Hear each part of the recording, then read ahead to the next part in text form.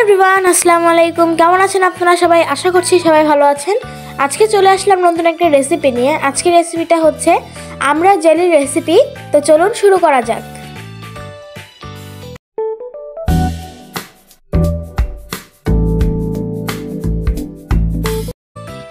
তো প্রথমে এখানে আমি আমড়াগুলোকে ছুলে নিব।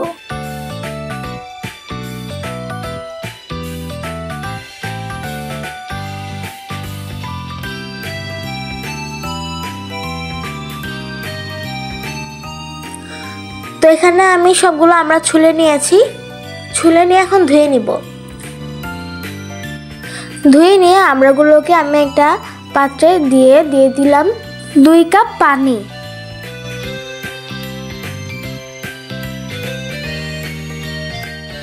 তো পানি দিয়ে এখন আমি চুলায় দিয়ে দিয়েছি।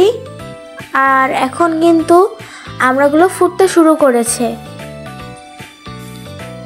তো পানিটা একটু শুকিয়ে আসলে নামিয়ে নিব। নামিয়ে নিয়ে এখন আমি ছেঁকে নিব। তো বন্ধুরা, আমার ইউটিউব চ্যানেল যারা এখনও সাবস্ক্রাইব করেননি, প্লিজ সাবস্ক্রাইব করে দিবেন। আমার ভিডিওটা ভালো লাগলে অবশ্যই একটা লাইক দিয়ে দিবেন। তো বন্ধুরা, সামনে আমার পরীক্ষা, হয়তো বা একটু বড় গ্যাপ আসতে পারে, তো আপনারা আমার জন্য একটু দোয়া করবেন।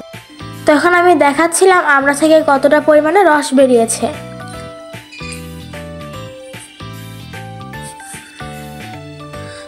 তো এখানে আমি 2 গ্লাস পানি দিয়ে 1 গ্লাস রস পেয়েছি।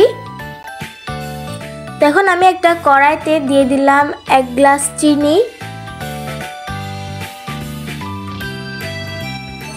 আর এটা হচ্ছে সিদ্ধ করে রাখা আমড়া। এই আমড়াটা কিন্তু আপনারা টক দই দিয়ে রান্না করে খেতে পারেন, আবার আচার বানিয়েও খেতে পারেন। এই দুটো রেসিপি আমার ইউটিউব চ্যানেলে দেওয়া আছে, আপনারা চাইলে চেক করে নিতে পারেন।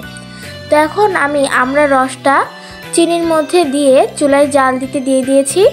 এই শিরাটা ফুটে উঠলে দিয়ে দিব 1 চামচ লেবুর রস। দিয়ে আমি ভালো করে নেড়েচেড়ে নিব।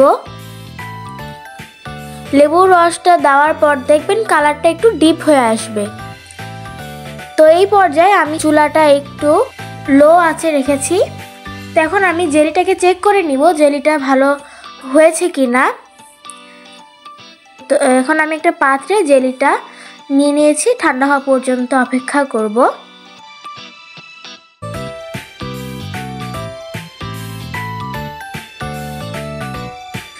তো ঠান্ডা হয়ে গিয়েছে। এখন আমি আঙুল দিয়ে তুলতে দেখি জেলিটা কিন্তু একদম পারফেক্টলি হয়ে গিয়েছে। আপনারা কিন্তু দেখতেই পেয়েছেন। দেখুন, আমি জেলিটা একটা বয়ামে ঢেলে নিচ্ছি।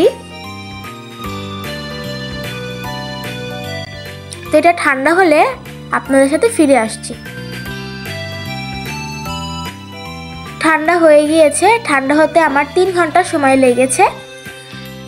তো আমি আরেকটা পাত্রে ঢেলেছিলাম, এটা দেখানো হয়নি, কোনোভাবে স্কিপ হয়ে গেছে। তো এখন আমি জেলিটা আপনাদেরকে কেটে দেখাচ্ছি কতটা পারফেক্ট হয়েছে। একদম দোকানের কেনা জেলির মতো লাগছে। তো আপনারা এই জেলির রেসিপিটা আপনারা অবশ্যই বাড়িতে একবার ট্রাই করে দেখতে পারেন।